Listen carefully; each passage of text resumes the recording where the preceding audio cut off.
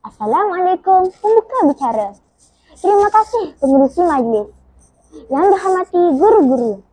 Yang arif lagi bijaksana, barisan panel hakim dan rakan-rakan yang dikasihi sekalian. Salam sejahtera pembuka bicara. Bunga hati tajuk cerita. Mari renungi sedalam-dalamnya. Menjadi teladan kepada semua. Sudah hampir 5 minit, Najwa merenung papan putih yang sedikit berhabuk. Dia berperang dalam dirinya. Mahu diceritakan atau tidak, semangatnya untuk bercerita telah hilang. Bimbang ceritanya akan ditertawakan. Najwa mengambil keputusan untuk mendiamkan diri.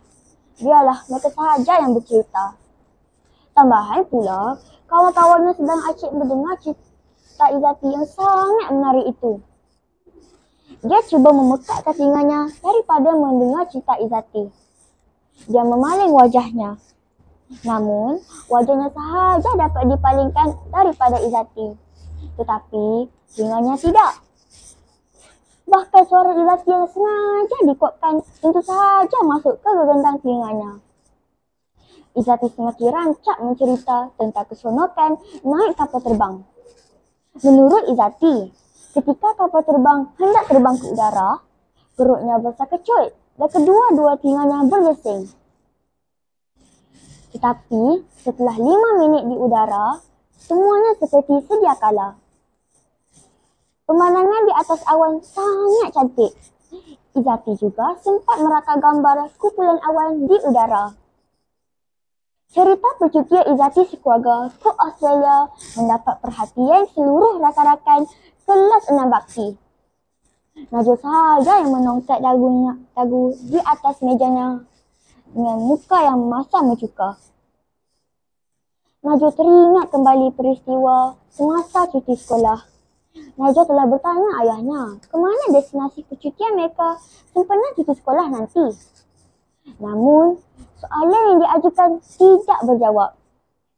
Sebaliknya, ayah Najwa telah menghulurkan pengembur tanah dan meminta Najwa untuk membantunya berkebun di belakang rumah. Ayah belum jawab soalan Najwa. Najwa berdiri tegak seperti patung dengan mukanya yang merah. Najwa tidak baik bercakap kasar dengan ayah.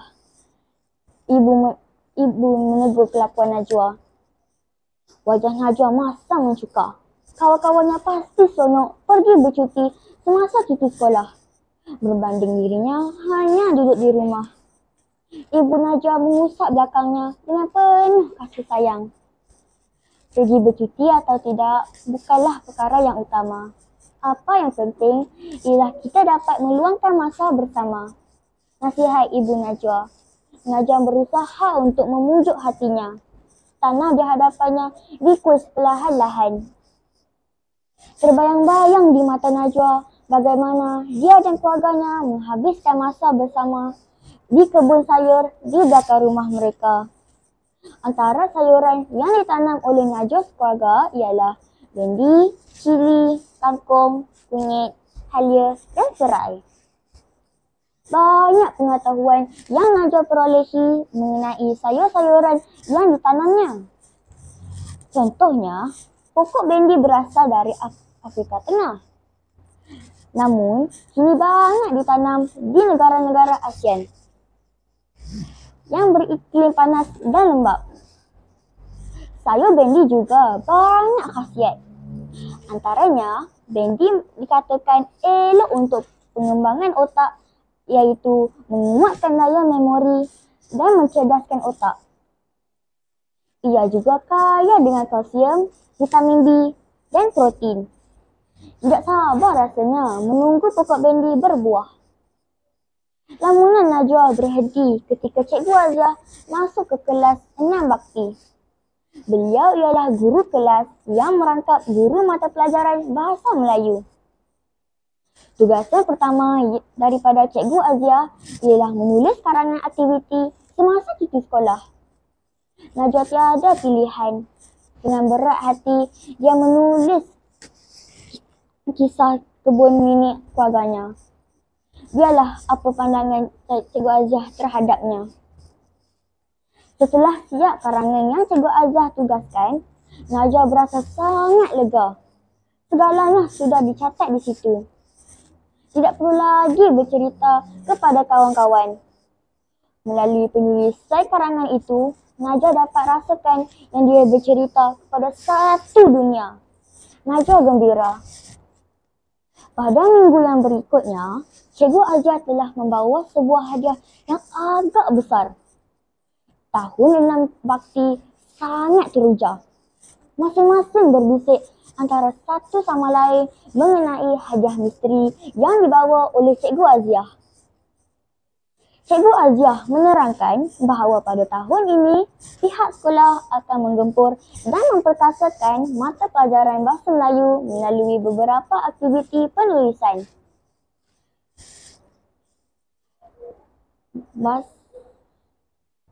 Di bawah kelolaannya.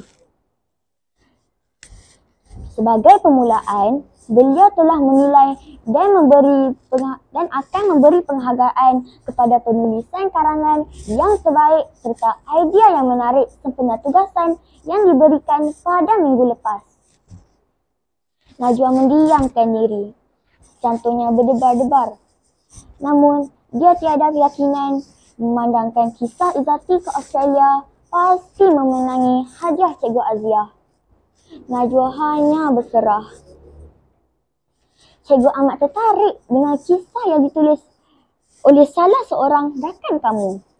Aktiviti yang dilakukan bersama keluarga amat bermakna tanpa perlu mengeluarkan belanja yang banyak. Aktiviti ini patut dicontohi oleh rakyat Malaysia. Oleh itu, cikgu mempersilakan Nur Najwa binti Muhammad Nasir untuk menerima hadiah. Kelas 6 bakti riuh dengan tepukan gemuruh murid-muridnya. Najwa sangat bersyukur.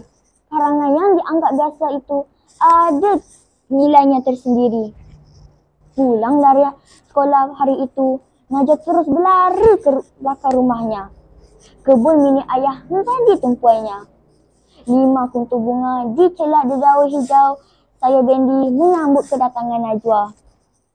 Hati Najwa turut berbunga.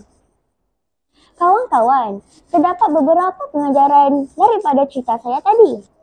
Antaranya, kita perlu mengisi masa lapang dengan aktiviti yang berfaedah. Sebagai contoh, sekiranya kita berbudi kepada tanah, kita pasti mendapat keuntungan dan hasil.